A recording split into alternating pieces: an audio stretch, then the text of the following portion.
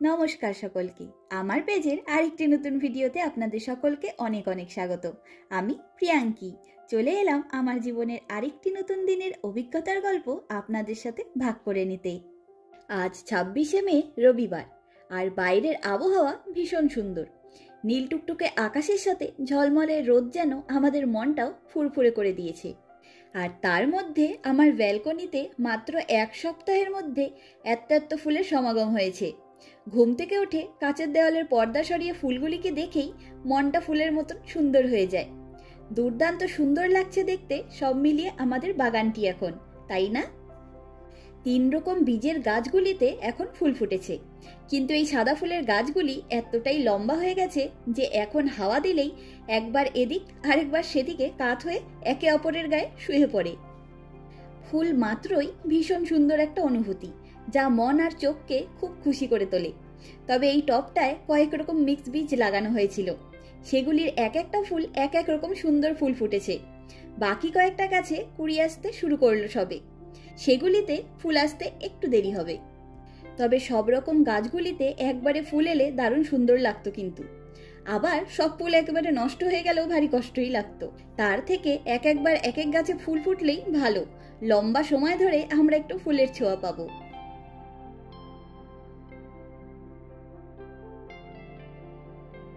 আর এখন দুপুর 1:30টা মতন বাজে। আজকে দুপুরের রান্নায় বানিয়েছি আলু পোস্ত, পেঁয়াজ রসুন দিয়ে মসুর ডাল আর পোস্তর বড়া। আজ প্রথমবার আমি পোস্তর বড়া বানালাম, তাই কেমন না কেমন হবে ভেবে আর ভিডিও করিনি, কিন্তু বানানোর পরে দেখলাম পোস্তর বড়া বেশ ভালো হয়েছে, ভেঙে যায়নি। আর সৌভিক একটা বড়া খেয়ে বলল বাইরেটা মুচমুচে আর ভেতরটা নরম হয়েছে।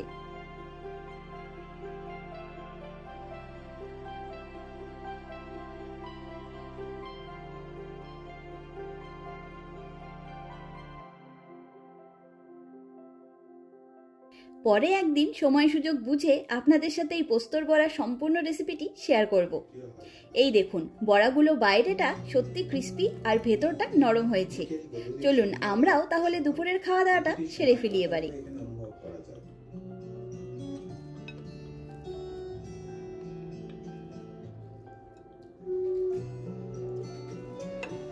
দুপুরের খাওয়া দাওয়া সেরে আমরা বেরোলাম। ট্রামে উঠে রওনা হলাম মার্গারেট আইল্যান্ডের দিকে। আজ হাঙ্গেরি দেশের শিশু দিবস, তাই আজকে ট্রামের অ্যানাউন্সমেন্টের সময় এক একটি ট্রাম স্টেশনের নাম এক একটি বাচ্চার গলার আওয়াজে শোনা যাচ্ছে। এটি এই দেশের শিশু দিবসকে স্পেশাল বানানোর একটি মিষ্টি পদ্ধতি।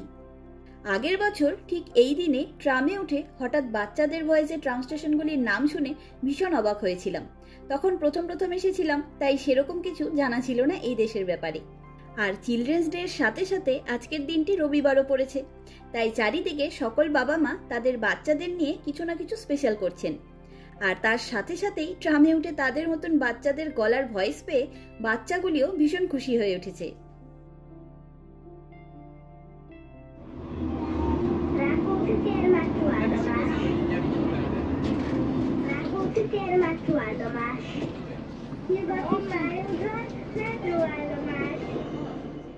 আমরা এখন ট্রাম থেকে নেমে ইয়াসাই মারিটের বাস স্ট্যান্ড থেকে বাসে উঠে মার্গারেট আইল্যান্ডের ভেতরে ঢুকলাম।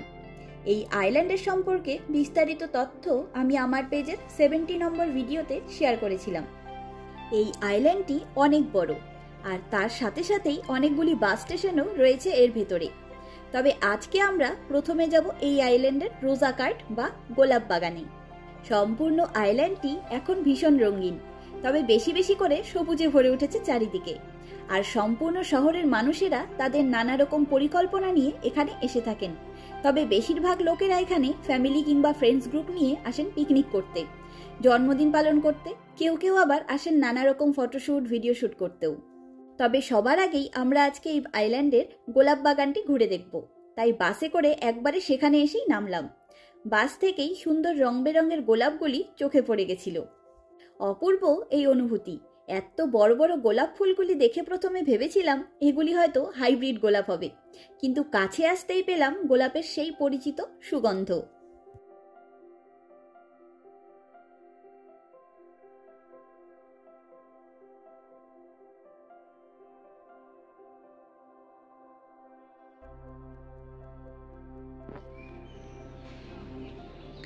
কি দারুণ সব কালার গুলো, এক একটা রং এক এক রকম সুন্দর।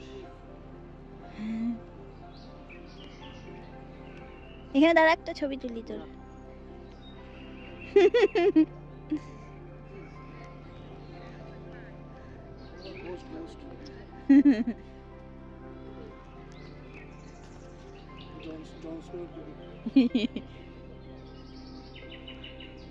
কি কি কি কি কুকু কুকু। ও মাই গড, এই মিষ্টি, কি কালারটা মিষ্টি। উফ, সত্যি অসাধারণ লাগছে। চোখের সামনে সবুজ আইল্যান্ডের ভেতরে এই রঙিন গোলাপের দৃশ্য, নাকে আসছে গোলাপের সুগন্ধ, আর কানে আসছে পাখিদের নানা রকম গান। এই অপূর্ব অভিজ্ঞতা যেন কখনো ভুলবার নয়, মনে রাখার মতন একটি বিকেলবেলা। এই আইল্যান্ডটি এখন এই শহরের আর একটি প্রাণোচ্ছল জায়গা। তবে এখন অনেকটাই বেলা হয়ে এলো, আর সবাই এখন সামনের মিউজিক্যাল ফাউন্টেনের দিকে ভিড় করেছে, কারণ ওখানে এই সন্ধ্যা থেকে কিছুক্ষণ মিউজিক্যাল ফাউন্টেন শোটি হবে। এই বাগানের প্রায় সব গোলাপেরই গন্ধ রয়েছে, সম্পূর্ণ এরিয়া জুড়ে গোলাপ ফুলের গন্ধে ম ম করছে, আর দারুণ মিষ্টি মিষ্টি রঙের গোলাপ গাছ লাগানো এখানে, ভারী সুন্দর লাগছে। আর তার সাথে সাথেই এখানে যেন পাখিদের কনসার্টও চলছে অবিরাম।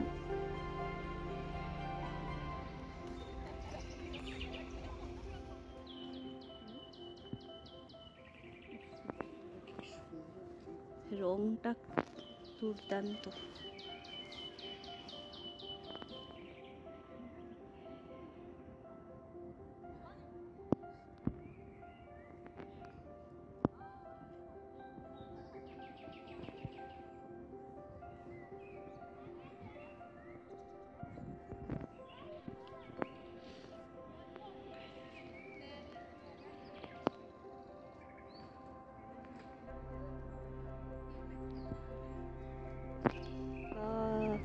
বাটারি ইয়েলো না, জাস্ট এগুলো বেশি বড় হবে না, ছোটই হবে। তবে এখানকার গোলাপ না বেশিরভাগ আমাদের ওখানকার গোলাপের মতো না। হ্যাঁ, এখানকার গোলাপ তো অন্যরকম, ফোটা টাইপের। হ্যাঁ, সবাই ফোটা টাইপের হয়, আর তাছাড়া হচ্ছে ওদের খুব বেশি পাপড়ি, ঘনত্ব বেশি পাপড়ির।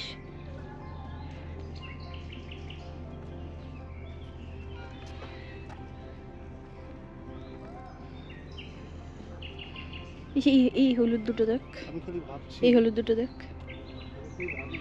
বাটারি ইয়েলো পুরো। তো পুষ্প প্রদর্শনীতে লোকে, হ্যাঁ, এখানে তো এমনি লাগানো থাকে, তাও এত থাকে না, বলো আমাদের এখানে এত রকম তাও গোলাপ অপশন থাকে না। হয় না না একটা জায়গায়। হ্যাঁ, এটা ওয়েদারের উপরে ডিপেন্ড করে, এখানে হয় না, ওরা দেখলে হয়তো খুশি হবে। আমার তো মনে হয় আমাদের যে ঘটি টাইপের গোলাপগুলো হয় না আমাদের, মানে চাপা চাপা, যেটা যেটা আমরা মাথায় মুখে এরকম থাকে উপর দিক। হ্যাঁ হ্যাঁ হ্যাঁ, এখানকার পারফেকশনটা অন্যরকম গোলাপ। এখানটা খোলা হয়, আর আমাদের গুলো এরকম চাপা টাইপের হয়, উপর দিকটা এরকম টাইপের হয়।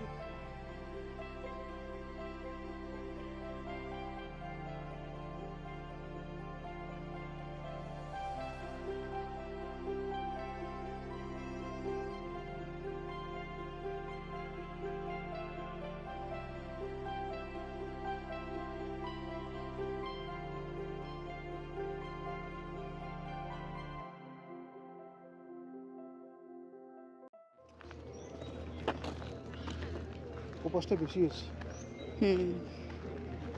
আমরা আগের বার এখানেই এসেছিলাম, আর খুব রোদ ছিল। হ্যাঁ, এখানে কিন্তু আরো বেশি গোলাপ ছিল নাকি? ওই কালারটা ভালো লাগে, এই যে কোনারটা, ওই লালটা। হ্যাঁ,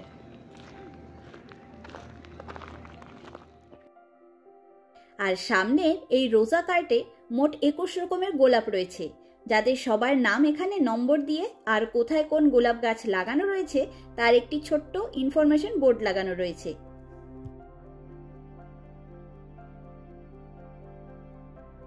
আর সামনের এই লম্বা লম্বা সাদা গ্রিলের ফ্রেমগুলির মাঝখানে বসবার জায়গা রয়েছে, আর তার সামনে রয়েছে এরকম সুন্দর একটি ফ্লাওয়ার বেড। এই বসার জায়গাগুলিতে কিছুক্ষণ বসে শান্ত মনে এই ফুলগুলির দিকে তাকিয়ে থাকলে অন্তহীন ভালো লাগা জন্মাবে।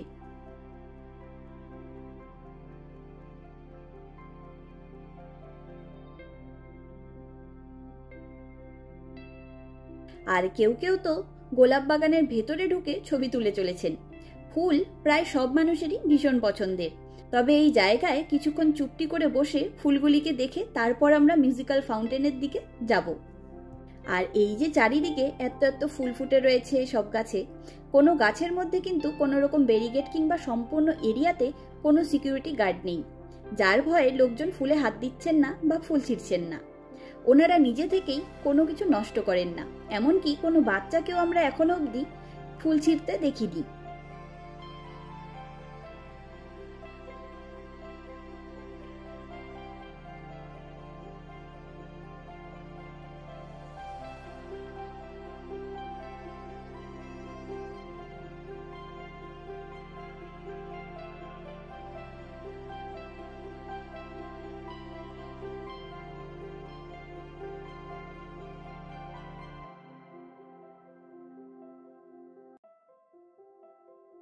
আমরা যেখানে বসেছি তার সামনেই রয়েছে এই সাদা গোলাপ ফুল গাছটি। এই গাছটিকে খেয়াল করে দেখুন, কত মোটা লতানো গাছ, আর গ্রিলের ফ্রেমের উপরের দিকে কি সুন্দর ছাতার মতন করে ছড়িয়ে গেছে নিজে থেকেই। গোলাপ ফুল ব্যাপারটাই সবার ভীষণ পছন্দের, আর তার সৌন্দর্যের ব্যাখ্যাও এক একজনের কাছে এক এক রকম। সত্যি বলতে ফুলের সৌন্দর্য সঠিকভাবে ব্যাখ্যা করবার মতন ভাষা আমার নেই, তাই চলুন শান্ত মনে কয়েক রকম গোলাপ ফুলকে চোখের দ্বারাই অনুভব করে ফেলি।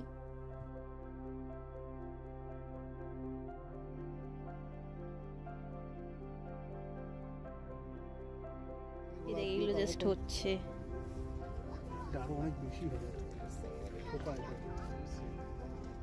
শেডেড কালার, শেডেড থোকা আর ছোট ওই কুচি যেটাকে বলি আমি। এরা ভাবতো এরা বড় হলে পরে কি লাগবে দেখতে, সবটা পড়ে যাবে যখন। সব কুড়িগুলো তো রং এসছে তো ওই জন্য আরো বেশি বোঝা যাচ্ছে। ও বাবা। আর এই আইল্যান্ডটি যেহেতু অনেক বড়, একদিনে পায়ে হেঁটে সম্পূর্ণটা ঘুরে দেখা অসম্ভব। সময় আর পরিশ্রম দুইটি বেশ খানিকটা দরকার পড়ে, তাই সামনের এই ছোট ছোট গাড়িগুলির মতন দেখতে বেশ কয়েক রকম গাড়ি এখানে ভাড়া পাওয়া যায়। টুরিস্টরা এই গাড়িগুলির দ্বারা সম্পূর্ণ আইল্যান্ডটিকে ঘুরে দেখেন।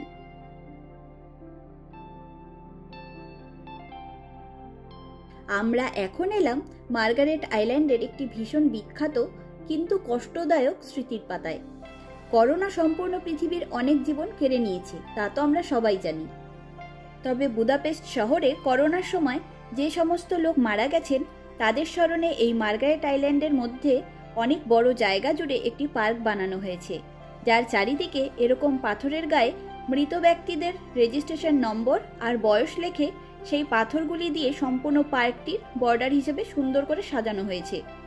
তখন হয়তো ওনারাও জানতো না যে এই স্মৃতির উদ্দেশ্যের পাথরের সংখ্যা ঠিক কোথায় গিয়ে পৌঁছবে। প্রতি সপ্তাহে মৃত ব্যক্তিদের সংখ্যা অনুযায়ী এই পার্কে পাথর যুক্ত করা হয়েছিল সেই মহামারীর দীর্ঘ সময়কাল ধরে। ধীরে ধীরে এই সম্পূর্ণ পার্কটি জুড়ে এরকম পাথরে ভরে উঠেছে, আর এই পার্কটিকে সারা বছর খুব সুন্দর করে সাজিয়ে রাখেন এবং প্রচুর মানুষই এই পার্কে এসে নিজেদের মতন করে সময় কাটাতে ভালোবাসেন। এগুলিকে প্রথমবার দেখে বুঝতে না পেরে আমরা গুগলে এই পাথরগুলির ছবি দিয়ে সার্চ করে এই সব তথ্যগুলি জানতে পেরেছিলাম। ভীষণ ভালো লেগেছে এত লোকের একই কারণে চলে যাওয়াটাকে এই শহরের একই জায়গায় স্মৃতির বাঁধনে বেঁধে রেখেছেন সারা জীবনের জন্য দেখে। আর আমরা বেশ খানিকক্ষণ ধরে ময়ূরের ডাক শুনছিলাম, কিন্তু আমার শরীরটা ভালো না বলে পশু পাখির কাছে যাব না ভেবেছিলাম। তবে অবশেষে আমরা সেই ময়ূরের ডাক শুনে এই আইল্যান্ডের জুয়ের সামনে আসতে বাধ্যই হলাম এক প্রকার। তবে এখানে হাতে গোনা কিছু সংখ্যক পশু পাখি রয়েছে। ওই পাশেও ময়ূরগুলো আছে। ওইগুলোই আছে ওখানে। না, ওখানেও একটা ময়ূর দেখলাম, ছেলে ময়ূর। ওদের মানে আলাদা আলাদা রাখে, দুইজন দুইজন করে। বুদাপেস্ট জুতে অনেক অনেক রকম পশু পাখি আছে, সেদিকে আমরা পরে কখনো যাব। কিন্তু এই ছোট্ট জুটিও অনেক পশু পাখি দিয়ে ভরা। সব বাচ্চাদের ভীষণ পছন্দের জায়গা এটি।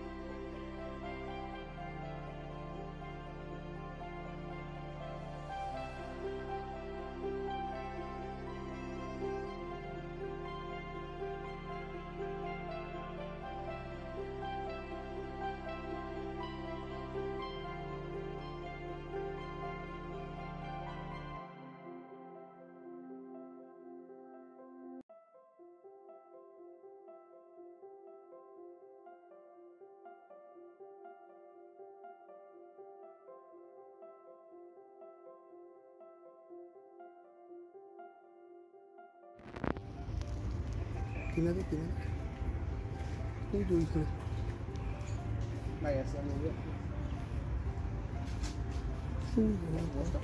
ওদের বাচ্চাগুলো কত ছোট, কিউট না দেখতে। ও বাবা মনে হয় পাহারা দিচ্ছে, বুঝছিস, মা খাওয়াচ্ছে।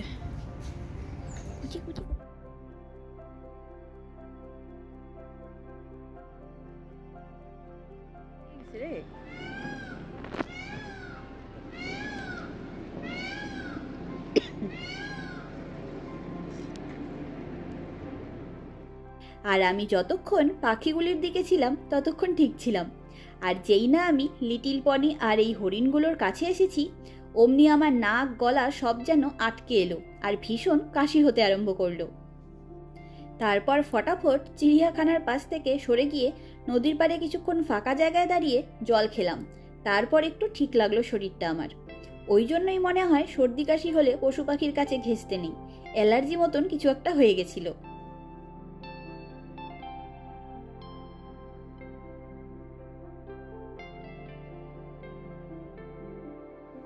যাই হোক, আমরা জুয়ের দিকটা ঘুরে অবশেষে এই আইল্যান্ডের মিউজিক্যাল ফাউন্টেন দেখতে এলাম। আর সামনেটায় দেখুন, এভাবেই সবুজ ঘাসের চাদর পেতে দেওয়া হয় এদিককার সব পার্কগুলিতে। আর কিছুদিন সময় লাগে এই ঘাসগুলি মাটির সাথে মিশে যেতে, ততদিন এই ঘাসের চাদরের ওপরে হাঁটাচলা করতে দেয় না। যত্ন সহকারে সাজিয়ে তোলে চারিদিকটা এভাবেই। গরমকাল মানেই এখানে চারিদিক অনেক রঙিন। চলুন আমরাও একটু শান্ত হয়ে মিউজিক্যাল ফাউন্টেনের আনন্দ অনুভব করি।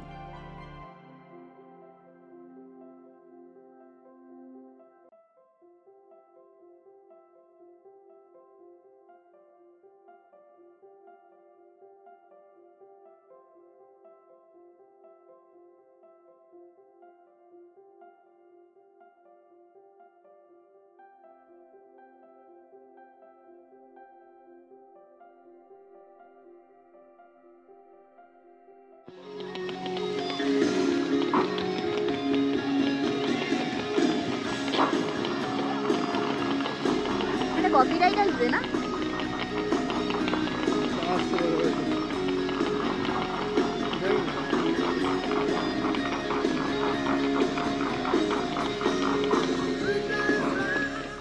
আর তখন বললাম না, আইল্যান্ডের প্রায় বেশিরভাগ লোকই এখন এখানে।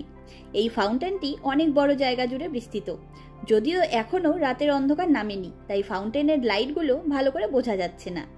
তবে এদিককার বাচ্চাগুলো ভীষণ জল ভালোবাসে। আলাদা করে তাদের ভিডিও করা তো সম্ভব নয়, তবে ভারী আনন্দ করে এরকম যে কোনো ফাউন্টেনের দিকে এসে বাচ্চাগুলো। তার মধ্যে আজ চিলড্রেন্স ডে, সব বাচ্চাদেরই আজ দারুণ আনন্দের দিন।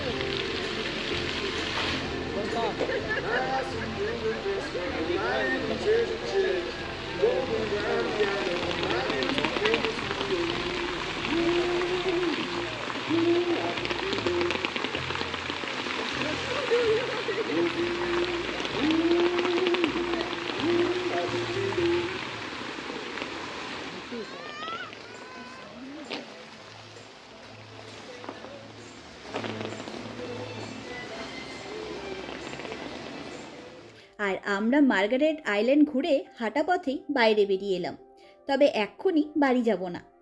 আজ চিলড্রেন্স ডের সাথে সাথেই এই দেশের আরেকটি বিখ্যাত দিন। 175 বছর আগে ঠিক এই দিনে দানিউব নদীর ওপর তৈরি হওয়া সেচেনি ব্রিজের ওপর দিয়ে সাধারণ লোক প্রথমবার এই দানিউব নদী পারাপার করেছিলেন। তাই আজকে বুদাপেস্টের সেচেনি ব্রিজটিতে স্পেশাল কিছু লাইটের দৃশ্য দেখা যাবে। আর দানিউব নদীর এই অংশের ওপরে এত বড় আইল্যান্ডটি অবস্থিত বলেই সম্পূর্ণ বুদাপেস্ট শহরের মধ্যে দানিউব নদীর চওড়ার দিক দিয়ে এখানকার আয়তন সব থেকে বেশি। তাই এই মার্গারেট ব্রিজটিও আয়তনে ভীষণ লম্বা। কিছু কিছু শহরকে দেখবেন দিনের বেলা দেখতে সুন্দর লাগে, আর কিছু কিছু শহরকে রাতের বেলায় বেশি সুন্দর লাগে। ঠিক সেইভাবেই বুদাপেস্ট শহরটিকে রাতের বেলায় বেশি সুন্দর লাগে দেখতে, আর তার সবচাইতে বড় কারণই হলো এই দানিউব নদী। আর সেটা নিজে চোখে দেখবার জন্যই আমরা আজকে এখানে প্রায় আধা ঘন্টা ধরে অপেক্ষা করার পর অবশেষে এই সম্পূর্ণ শহরের রাতের হলুদ আলোগুলি টুকটুক করে জ্বলে উঠতে দেখবার সুযোগ পেলাম। আমি প্রায় প্রতিদিন আমাদের ব্যালকনি থেকে এই সময়ের অপেক্ষায় থাকি। আজ সামনাসামনি দেখতে পেয়ে আরও বেশি ভালো লাগলো। আর এই শহরের কিছুক্ষণের মধ্যে হলুদ আলোয় সেজে ওঠা দৃশ্য আপনাদের কেমন লাগলো জানাবেন কিন্তু। সামনের সেচিনি ব্রিজ এই শহরের প্রথম এবং সবচাইতে বিখ্যাত ব্রিজ। এই ব্রিজের সম্পর্কে বিস্তারিতভাবে পরে জানাবো। তবে তার উপরে আজ সবুজ আলোর মাখামাখিটা যেন সম্পূর্ণ শহরের মধ্যে আরও সুন্দর করে ফুটিয়ে তুলেছে তাকে। আর রাতের পার্লামেন্ট বিল্ডিং তো আমাদের সবসময় ভীষণ পছন্দের।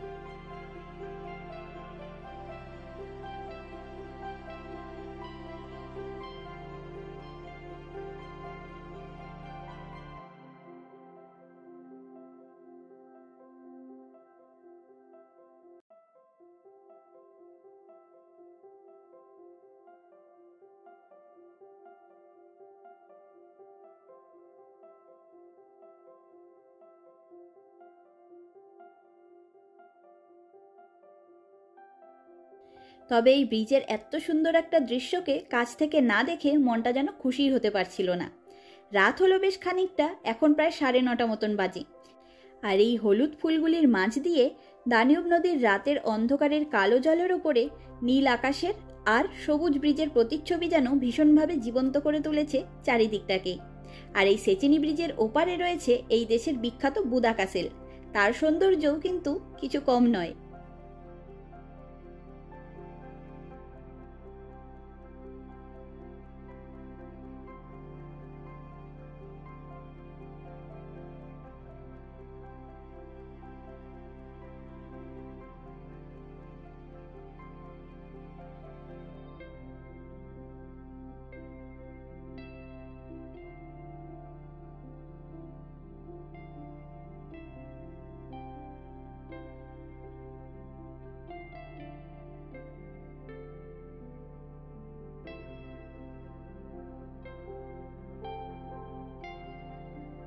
আর আমরা এখন একটা ফ্লোটিং ডক খোলা পেয়ে ছবি তোলার জন্য এখানে এলাম।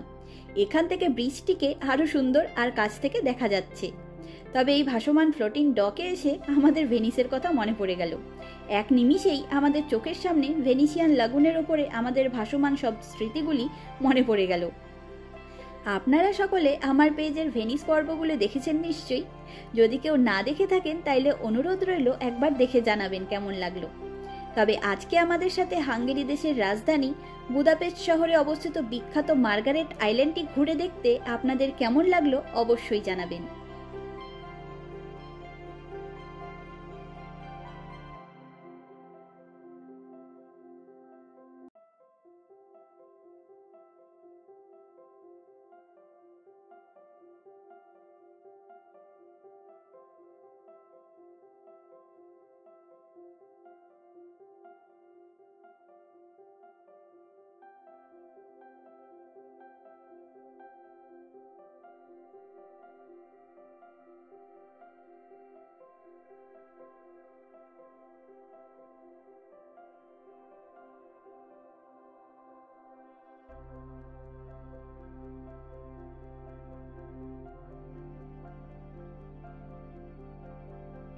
চলুন আজ তবে গল্পের ঝুড়ি গুছিয়ে নিই। দেখা হবে, গল্প হবে পরের একটি ভিডিওতে খুব তাড়াতাড়ি। আমার ভিডিওগুলি ভালো লাগলে আমার এই চ্যানেলটিকে সাবস্ক্রাইব করে আমার পাশে থাকার অনুরোধ রইল। আর আমার এই ভিডিওটি কেমন লাগলো লাইক কমেন্ট করে জানাবেন। আপনাদের সহযোগিতা ছাড়া আমার এই পথ চলা অসম্ভব। সকলে ভালো থাকবেন, সুস্থ থাকবেন, আনন্দে থাকবেন। নমস্কার।